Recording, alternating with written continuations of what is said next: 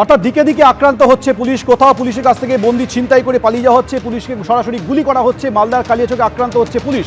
বিভিন্ন জায়গার ছবি দেখাচ্ছি গত কয়েক সপ্তাহে। কালিয়াচক, গোয়ালপুকুর, ডোমকল, ভাঙড়, কুলতুলি, গড়িয়া, বিভিন্ন জায়গায় দুষ্কৃতীদের দৌরাত্ম্য ক্রমশই বাড়ছে। কোথাও আসামি ছিনতাই হচ্ছে, কোথাও পুলিশকে লক্ষ্য করে গুলি চালানো হচ্ছে, কোথাও তৃণমূল কর্মীকে থেতলে খুন করা হচ্ছে। অর্থাৎ দুষ্কৃতীদের বাড়বাড়ন্তে ক্রমশ বাড়ছে, বিন্দুমাত্র তারা পরোয়া করছে না ডিজির হুঁশিয়ারির পরেও। রাজ্যে কতটা বেপরোয়া দুষ্কৃতীরাজ সেটা ছবিতেই স্পষ্ট। আইনমন্ত্রীর বাড়িতেই হামলা হলো। আইনমন্ত্রীর বাড়িতে যেখানে একেবারে ঘেরাটোপে রয়েছে নিরাপত্তা ব্যবস্থা, সেই ঘেরাটোপ এড়িয়ে কিভাবে ঢুকে গেল হামলাকারী? বড় প্রশ্ন তো সেখানেই। অভিযুক্তকে গ্রেফতার করেছে পুলিশ, কিন্তু সর্বক্ষণ প্রহরায় একজন এসআই, 4 জন কনস্টেবল, তাও কিভাবে মন্ত্রীর বাড়িতে হামলা? মলয় ঘটকের বাড়ি অফিসে হামলার ঘটনায় গ্রেফতার হয়েছেন অভিযুক্ত। পুলিশের নজরদারি এড়িয়ে কিভাবে বাড়িতে ঢুকলো হামলাকারী? কর্তব্যে গাফিলতির অভিযোগে সরানো হয়েছে 4 কনস্টেবলকে। আমাদের সঙ্গে রয়েছেন আমাদের প্রতিনিধি মনোজ বন্দ্যোপাধ্যায়। মনোজ, এখানেই তো প্রশ্ন, যেখানে একজন এসআই রয়েছেন, 4 জন কনস্টেবল রয়েছেন নিরাপত্তার দায়িত্বে, সেখানেই নিরাপত্তার ঘেরাটো পেরিয়ে খোদ আইনমন্ত্রীর বাড়িতে একজন হামলাকারী ঢুকলো কি করে? সাধারণ মানুষের নিরাপত্তা নিয়েই তো প্রশ্ন উঠে যাচ্ছে।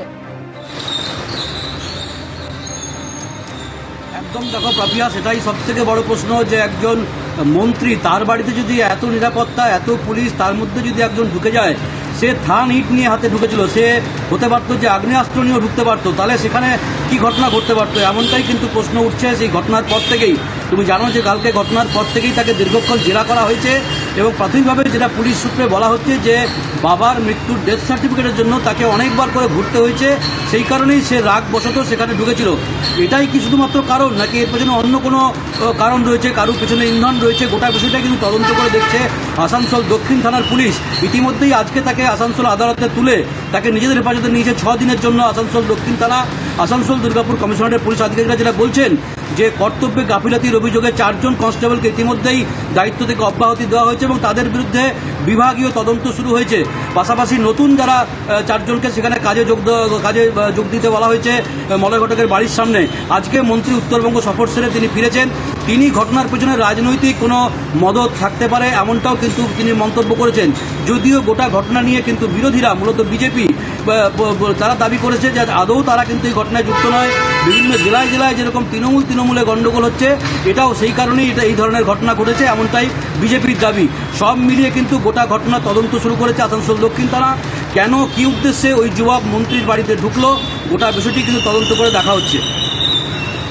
একেবারে তুমি আমাদের সঙ্গে থাকো। অর্থাৎ হামলার উদ্দেশ্য কি ছিল?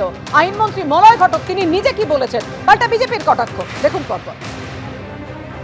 কালকে তো আমি ছিলাম না, আমি শুনেছি যে একজন আমার বাড়িতে ভেতরে এই সামনের রুমে ঢুকেছিল, টেবিলের কাঁচও ভেঙেছে। পুলিশ তদন্ত করছে, পুলিশের ওপর ভরসা আছে, নিশ্চয়ই তদন্ত করে বেরোবে।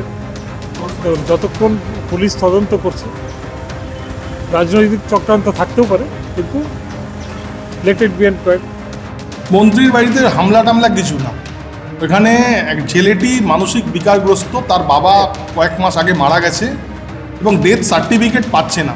সে বারবার ঘুরেছে তৃণমূলের বিভিন্ন জায়গায়, কাউন্সিলর থেকে শুরু করে কর্পোরেশন থেকে শুরু করে মন্ত্রীর বাড়ি বারবার গেছে, সার্টিফিকেট পাইনি। এই জন্য মানসিকভাবে ও তো আরও ডিস্টার্ব হয়ে গেছে। কাল চলে গেছে, এরকম একটা ঘটনা ঘটিয়েছে।